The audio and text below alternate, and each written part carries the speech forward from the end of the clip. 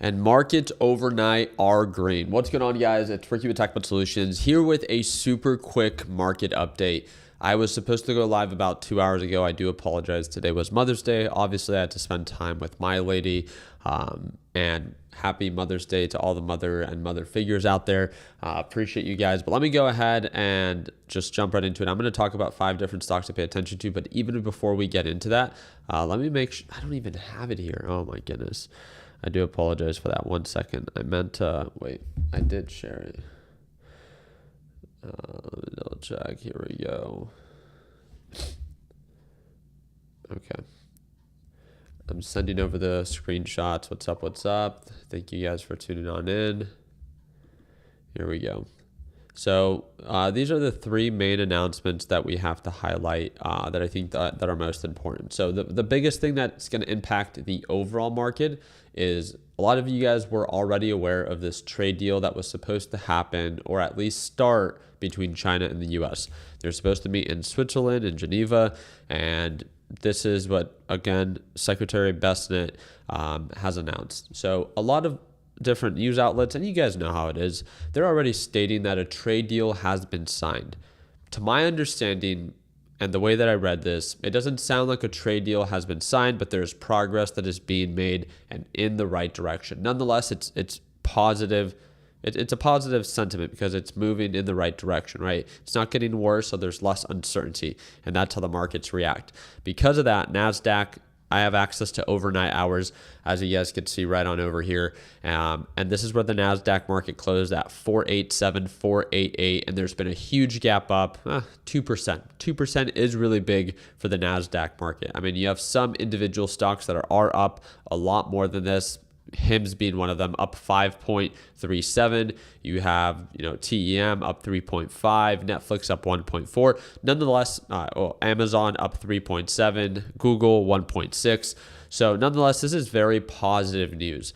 But what is stated is, I'm happy to report that we've made substantial progress between the United States and China in very important trade talks. First, I want to thank whatever. It just goes into the whole politics of, first I want to thank whoever, right? And then nothing has actually been stated of what the trade deal is so far. But progress has been made, and it's very, we didn't expect a trade deal to happen just over 1 weekend, especially not between 2 very powerful countries such as China and the US. I mean, the trade deal between the US and UK is barely being signed, and that was announced a few days ago, right? Obviously not as big or substantial to the market as this, because obviously when it comes down to the exports that we take from China, that's one of our biggest imports, right?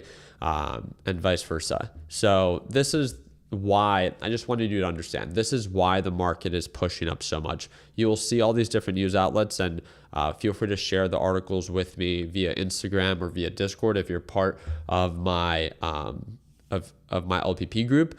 But to my understanding, there is no trade deal that is actually signed. They make it seem like there is. It's still progress, and it's still in the right direction. And that's why markets are getting ahead of themselves and reacting in a positive way. It's still good news. It's just, again, things are not actually signed. So just like when this was announced that, hey, we're going to meet up with China, markets pushed up. Now there's obviously progress being made. Markets push up even more. So even before anything is actually signed, markets are still pushing up. But again, this is a step in the right direction, and this is why markets are pushing. The question you might be asking is well, why is HIMS up so much? I'm not too sure if this is going to directly benefit HIMS, but I thought that this was kind of interesting. It was an announcement that Trump made, and I'd love to hear, right? You guys know that I've been very open about either talking shit on Trump if I don't agree with what it is that he's saying, but also if I like what it is that he's saying, then I'll be very open about that as well, right? I voted for the dude. Nonetheless, based off of this, I think this is his big news. His whole thing is sticking it to big pharma. And the entire premise of this entire post is that he will be reducing prices immediately by 30 to 80%.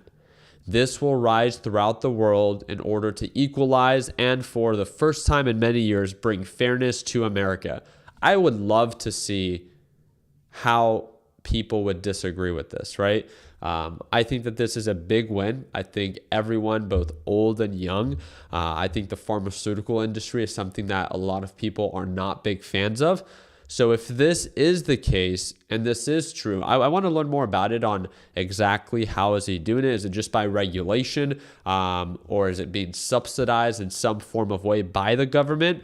Nonetheless, I think that this is a big win. I think everyone could agree that this is good for the American people, making things more affordable. And that's the biggest thing, right? Making things more affordable. And I thought this meme was quite interesting. It's like before fundamental analysis, technical analysis, and then now all we look for are Donald Trump's tweets on Twitter. And obviously it's just satire, but it's kind of true, right?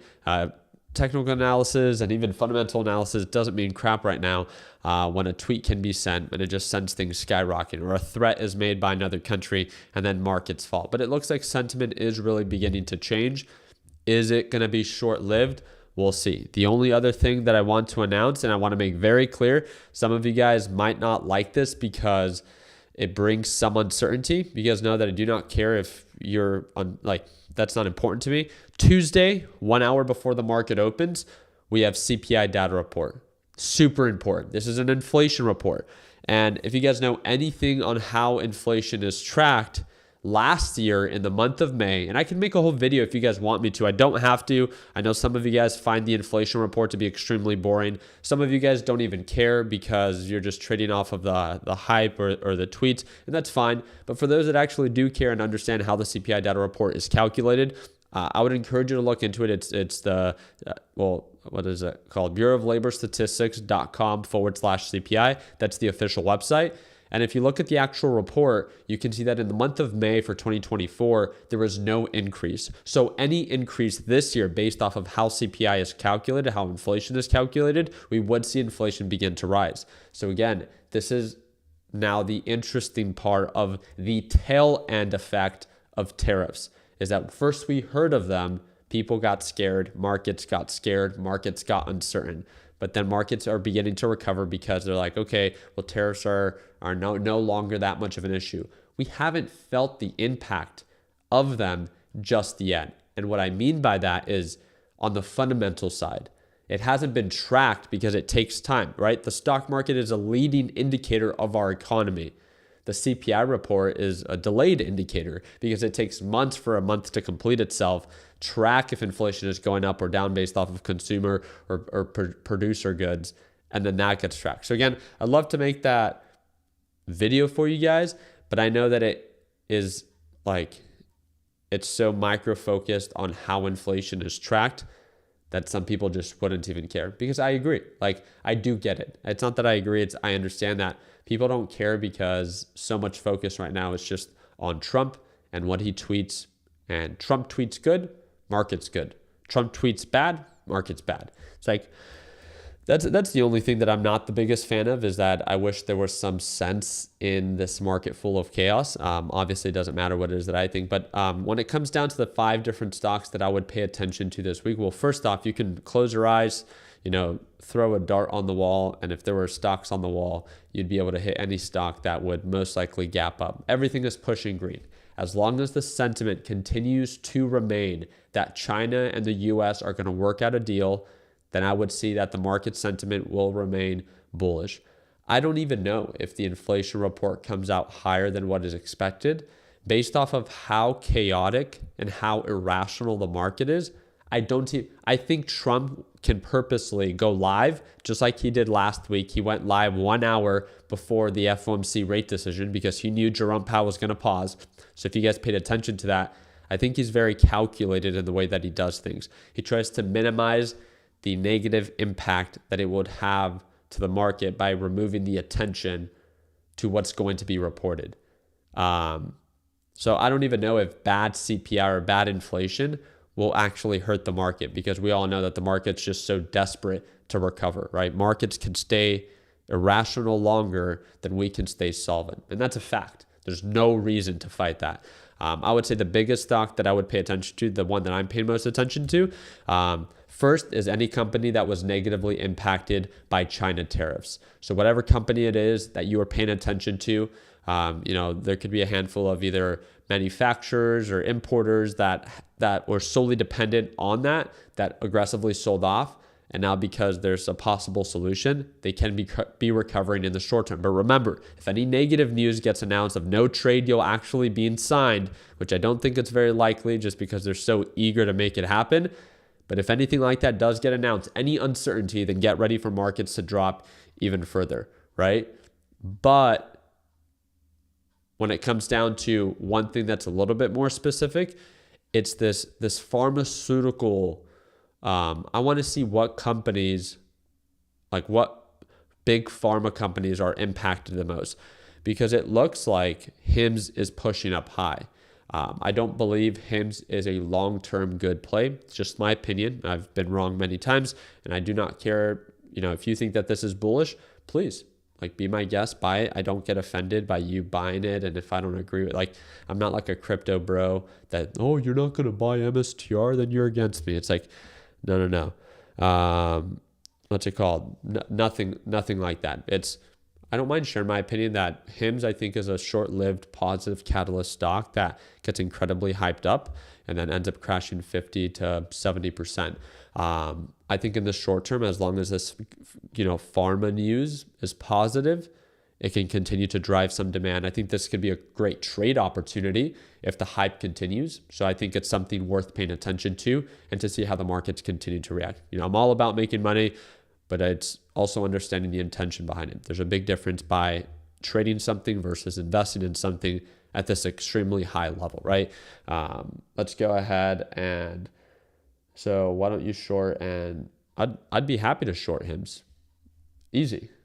I'd be happy to. Again, that's the part that baffles me, is why people get so offended if I choose to short a stock. You cannot be, first off, I can't influence the stock itself. I would love to have a challenge for you, Spy Warrior.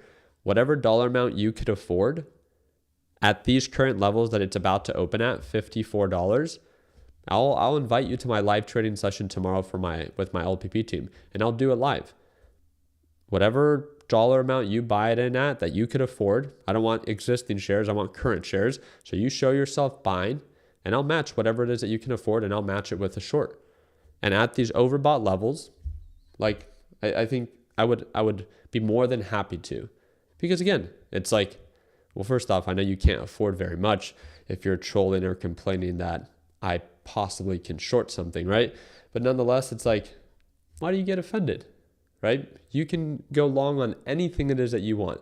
I don't get offended. You can buy Bitcoin. I don't get offended. It just baffles me how people are so close-minded or so easily offended by what someone else is doing. I promise you, bro, I do not care what you're investing in. Your trades and investments do not impact mine, and I promise you mine do not impact yours. So, okay. Well, again, happy to have you here. You keep watching. That's all you can do. So, all right, what's next? PLTR. I would love to. And any of them. PLTR, MSTR, you let me know which one. I'd be happy to do it.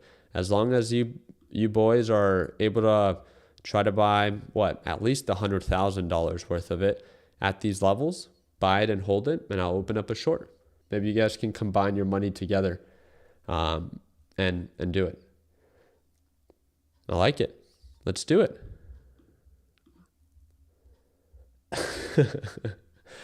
Google a good buy. Google is a stock that I'm invested in. It's not a stock that I'm choosing to buy and I'm going to sell anytime soon. It's a company that I also added to my daughter's investment portfolio, my lady's investment portfolio, my investment portfolio. I bought it at $150 per share, but I didn't buy an incredible, a very large amount. I always talk about position size management. I bought enough where I feel like I have some skin in the game. I would love for Google to even drop even a little bit more if it does, and buy a little bit more at that lower range as well. So excited to follow up. Definitely a stock that I think is worth investing into based off of its fundamentals. I made a video yesterday, breaking it all down, talking about how it's one of the cheapest stocks out of the Magnificent Seven and one of the best deals based off of what it's priced at and what it produces in revenue. I talked about some uncertainties, right? So we always have to highlight the risk. And yeah, that's pretty much it. Celsius. So is that one that we're going to be watching? So why would Celsius be one that would be heavily impacted based off of what is going on with China? Can you explain that one to me, Evan? So why is this one such a lucrative play right now? What would you say? Is it on the day chart that you see some long recovery potential, right? Is that what you're seeing there?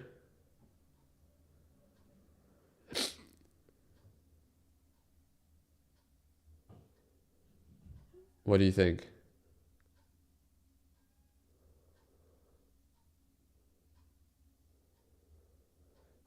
I'll look at American Airlines in just a second. Give me 1 second. I'm trying to see what Evan. They acquired Alani not too long ago. Okay. Let me just explain to you. This is all technicals, not fundamentals, right? So I haven't even looked into their fundamentals. My biggest concern is they went through such a strong rally and they peaked early to mid 2024 and they've retraced so hard. When a company retraces or loses this much momentum, not always, but there has to be a really big shift. I mean, it lost nearly more than 3/4 of its value. That's uncertain to me. And it looks like it's been struggling to break above $40 per share. I would kind of leave it at that. If I see progress on the upside, just like I would with Google, I would do dollar cost average. Very small positions, stuff like that. That's how I would choose to do it. For you, again, my biggest thing is I would need to see signs of progress on the upside. The worst thing that I would want to happen is that I buy because of all this hype and all this news, but then there's no progress on the upside. It gets rejected and it goes all the way back down to $20 per share. Do you get what I mean? It's like just being aware of both sides. So I like to always, obviously talk about the upside and prepare for it and plan for it, but you always have to also be aware of the downside. So what if this is its resistance, it's a lower high and it continues to get rejected? If it does begin to meet your criteria, direction becomes favorable and it shows more progress on the upside, all power to you. It's earned, it's making money. So therefore it's earned maybe your criteria. So therefore you can choose to invest in it if it meets your criteria. But nonetheless, that's how I would choose to approach something like this, is that when it's actually showing signs of progress, just so, and again, watching that position, not just going all in, fingers crossed and hoping for something to happen, right?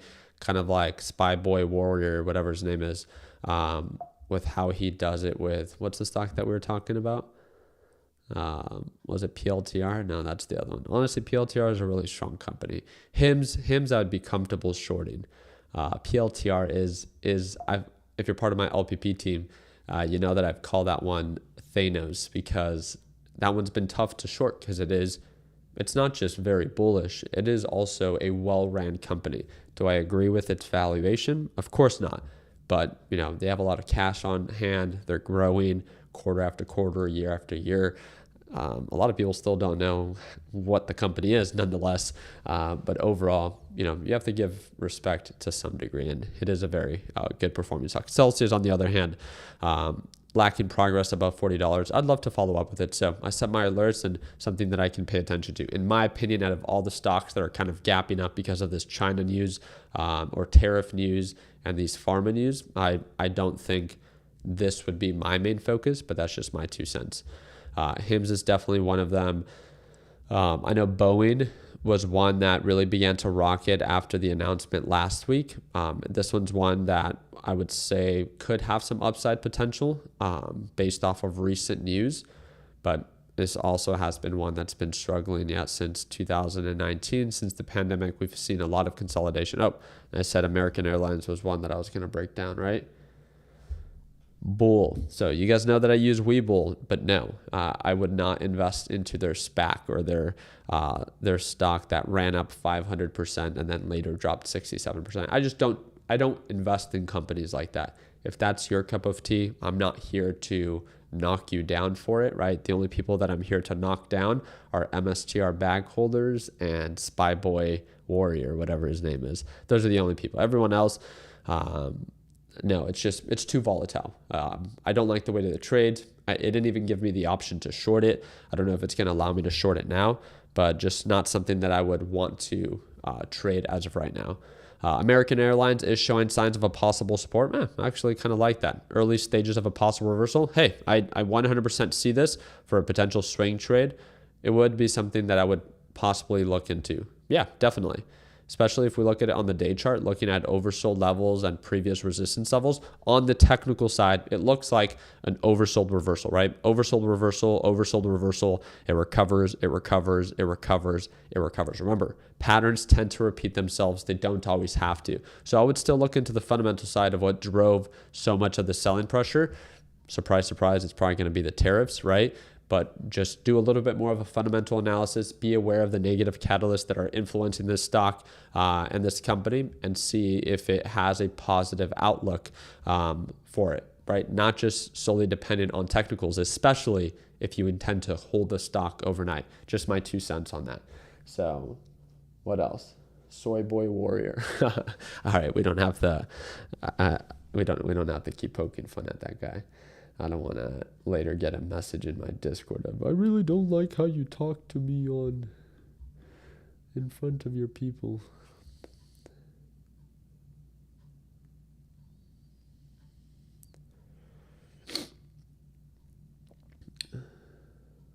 All right, let's see. Carvana. You really think Carvana has more upside? You think so, Joe? You would go long on this? Testing previous highs? This one's too overbought for me. I'm glad that you're bringing it up, but it's too overbought for me. It is incredibly bullish. Just because something is overbought doesn't mean that I would want to short it.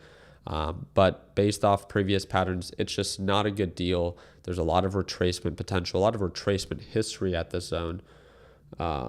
No, but imagine if you invested at $3. Well, I can look at every publicly traded company and give that same example, right? It's like the what if. No, I mean, there's been many times that, I know a handful of people that got in sub $50 per share during the post-pandemic crash and then the recovery. But they ended up selling a lot sooner than $300 per share. Nonetheless, it is, being able to see companies like this, obviously this is kind of like a Hail Mary. It's really cool to see, but obviously not something that happens very, very often, right? It's unique. Carvana is actually an Arizona-based company. I believe the founder's from here, and his dad, which is one of the largest shareholders, owns Drive Time. So I'm familiar with the company and the stock itself. It's too expensive for me, based off of what the company produces to what it's currently valued at. We can plug it in super quick here just so you guys can see exactly. You guys might be like, oh, Ricky, like, I don't think you understand what I was like, okay, well, it's just the PE ratio, which isn't anything wild, 91 times its earnings. It's not something that I think like I would care to invest in right now, knowing that if we look back to post-pandemic highs or pandemic highs to where it's at right now, there's only so much I believe this company can grow to before it retraces again. But that's just my opinion. I've been wrong many times before. Just take it as a grain of salt. CMG. That's Chipotle, right? All right. CMG is not a stock that a lot of people have been talking about recently. Oh, I actually like this. Okay. Let me pop it in here real quick. Is that cool? Let's see from what it produces to what it's valued at. 42.9 times its earnings. Even at this, wow. Okay. Still 3% downside, uncertainty, price target 49. Yeah. There is some recovery potential based off previous highs, but it looks like, again, it's consolidated. So again, this would not be a trade. This would be something that I would have to consider investing in. And my concern here is that I know that they just did a new CEO switch, right? Was it the Chipotle CEO that went to Starbucks? Yeah, I'm pretty sure. right? He left Chipotle and went to Starbucks. A lot of consolidation here. So consistent lower lows and lower highs.